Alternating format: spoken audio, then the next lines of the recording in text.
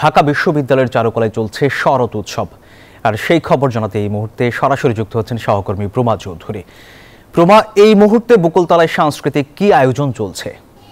এই মুহূর্তে চারুকলার বকুলতলায় কিন্তু সকাল থেকেই শুরু হয়ে গেছে শরৎ উৎসব উদযাপন। আমি যদি এপাশে একটু দেখাই যে সকাল থেকে কিন্তু এসরাজ এবং বাদ্যযন্ত্রের মধ্য দিয়ে শরৎ উৎসবের সূচনা ঘোষণা করা হয়। আর এরপরে কিন্তু আসলে দলীয় সঙ্গীত, দলীয় নৃত্য এবং দলীয় আবৃত্তি সহ নানা সংগঠন যারা আছে তারা সকলেই তাদের নাচ গান পরিবেশন করেন। এবং আয়োজকদের সাথে কথা বলে জানা গেছে যে আসলে দীর্ঘটা সময় এখানে এই প্রাঙ্গণগুলোতে আসলে উৎসব উদযাপন কিংবা অনুষ্ঠান করা আসলে বন্ধ ছিল। এতদিন পরে অনুষ্ঠান করতে পারছেন এবং নানা চ্যালেঞ্জের মধ্য দিয়ে আসলে আমরা এতদিন গিয়েছি। এই চ্যালেঞ্জগুলোকে মোকাবেলা করে সামনে যেন সংস্কৃতির যে চর্চাটা আছে, আমাদের আবহমান বাংলায় সংস্কৃতির যে পরিবর্তন, সংস্কৃতির যে একটা সংস্কৃতির যে একটা ধারা আছে, সেই ধারাটা যেন অব্যাহত থাকে। এবং এই ধরনের ঋতু উৎসবের মধ্য দিয়ে কিন্তু আসলে সব সংস্কৃতির কর্মীরা জানান দিচ্ছে যে তারা কিন্তু সরব আছে।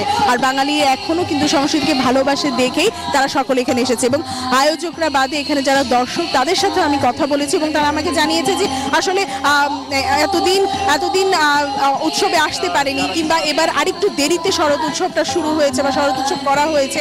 সবকিছু মিলিয়ে কিন্তু তারা আজকে এখানে এসে বেশ আনন্দিত এবং তারা চায় যে এই ধরনের সংস্কৃতি উৎসব যেন অব্যাহত থাকে এবং সংস্কৃতি উৎসবগুলো যেন তারা করতে পারে আগামীতে, এটাই তাদের প্রত্যাশা।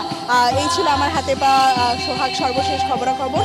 আর এই চারুকলা বকুলতলা অনুষদ থেকে শরৎ উৎসব উদযাপন পরিষদের পক্ষ থেকে। প্রমা, আপনাকে ধন্যবাদ। এনজিওর কিস্তি প্রথমবার বিকাশ পেমেন্ট করলেই 20 টাকা ইনস্ট্যান্ট ক্যাশব্যাক।